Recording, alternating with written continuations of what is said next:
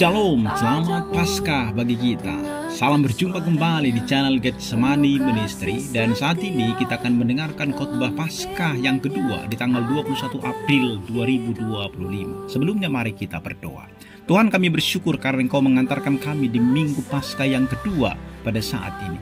Kami rindu untuk kembali merenungkan firman-Mu. Mari bukalah mata rohani kami untuk kami boleh melihat keajaiban-Mu. Dalam Kristus Yesus kami berdoa. Amin. Bapak Ibu Saudara, firman Tuhan diambil dari Mazmur pasal 118 ayat 13 sampai 18. Demikian firman-Nya bagi kita. Aku ditolak dengan hebat sampai jatuh, tetapi Tuhan menolong aku. Tuhan itu kekuatanku dan mazmurku, Ia telah menjadi keselamatanku. Suara sorak-sorai dan kemenangan di kemah orang-orang benar. Tangan kanan Tuhan melakukan keperkasaan. Tangan kanan Tuhan berkuasa meninggikan. Tangan kanan Tuhan melakukan keperkasaan. Aku tidak akan mati tetapi hidup, dan aku akan menceritakan perbuatan-perbuatan Tuhan. Tuhan telah menghajar aku dengan keras, tetapi Ia tidak menyerahkan aku kepada maut. Demikian firman Tuhan. Bapak Ibu Saudara, selamat Paskah bagi kita. Selamat berjumpa kembali bersama dengan saya di sini, dan kita mendengarkan penjelasan dari Mazmur pasal 118 ayat 13 sampai dengan 18 ini. Saudara-saudara yang dikasihi oleh Tuhan,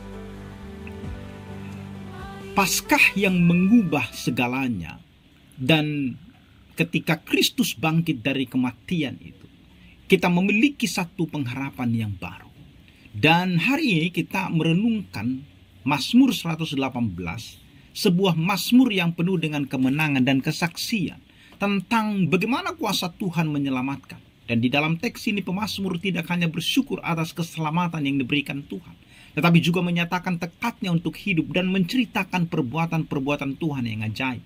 Ini adalah panggilan kita sesungguhnya di masa Paskah ini.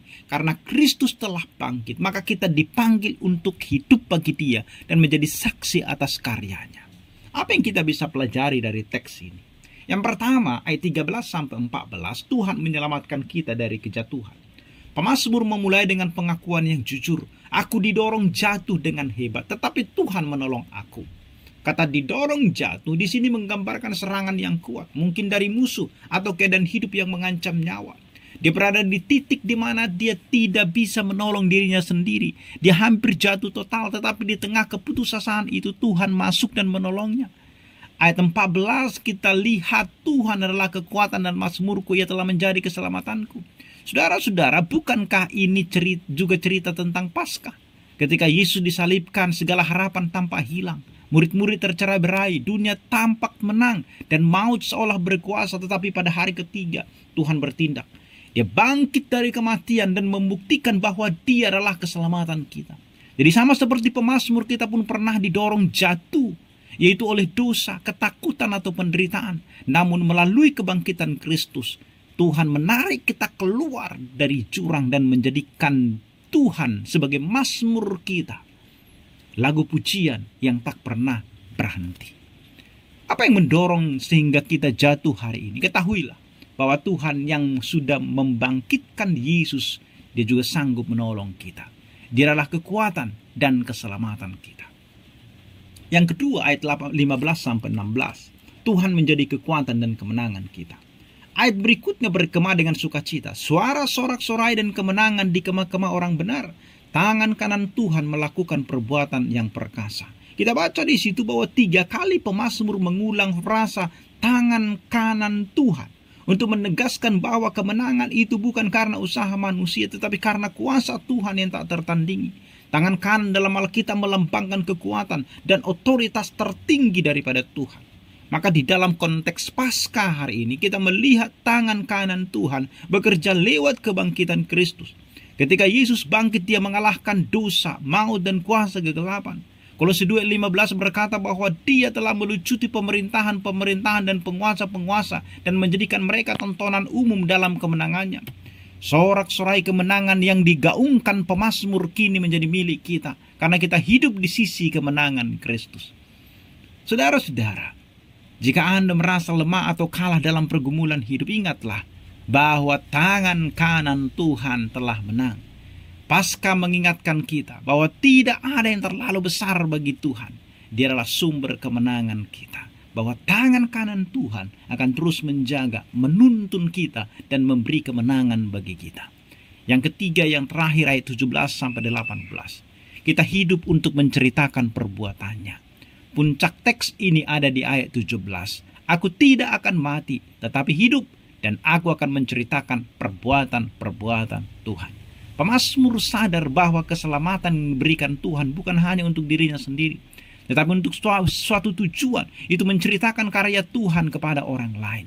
Ayat 18 menambahkan, Tuhan telah menghajar aku dengan keras, tetapi ia tidak menyerahkan aku kepada maut.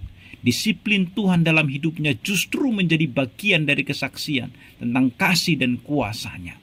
Di Minggu Paskah yang kedua ini, kita diingatkan bahwa kebangkitan Kristus memberi kita hidup baru, bukan hanya untuk dinikmati, tetapi untuk dibagikan. Seperti Maria Magdalena yang berlari memberitahu murid-murid bahwa Yesus telah bangkit, kita pun dipanggil menjadi saksi. Hidup kita dengan segala tantangan dan kemenangannya adalah panggung untuk memamerkan perbuatan-perbuatan Tuhan yang ajaib. Bagaimana kita menceritakan perbuatan Tuhan?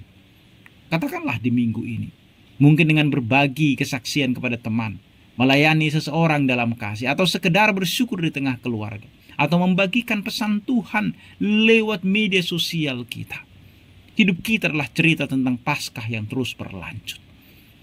Bapak Ibu Saudaraku yang kekasih, Mazmur ini mengajak kita merayakan Paskah bukan hanya sebagai peristiwa masa lalu, tetapi sebagai panggilan hidup kita.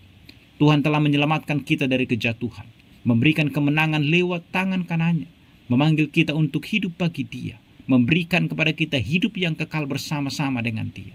Karena Kristus bangkit, kita tidak akan mati, tetapi kita akan hidup selama-lamanya bersama-sama dengan Dia. Sekalipun kita akan mengalami kematian pertama, tetapi kita akan dibangkitkan kembali dan tidak akan mengalami kematian yang kedua. Kita akan hidup selama-lamanya bersama-sama dengan Tuhan. Dan hidup itu adalah kesempatan untuk menceritakan perbuatan-perbuatannya yang perkasa, yang ajaib, yang sudah kita nikmati di dalam hidup kita. Amin. Mari kita berdoa. Tuhan, terima kasih karena Engkau telah menyelamatkan kami lewat kebangkitan Yesus. Kuatkan kami untuk hidup bagi-Mu dan menceritakan karya-Mu kepada dunia. Dalam nama Yesus kami berdoa. Amin.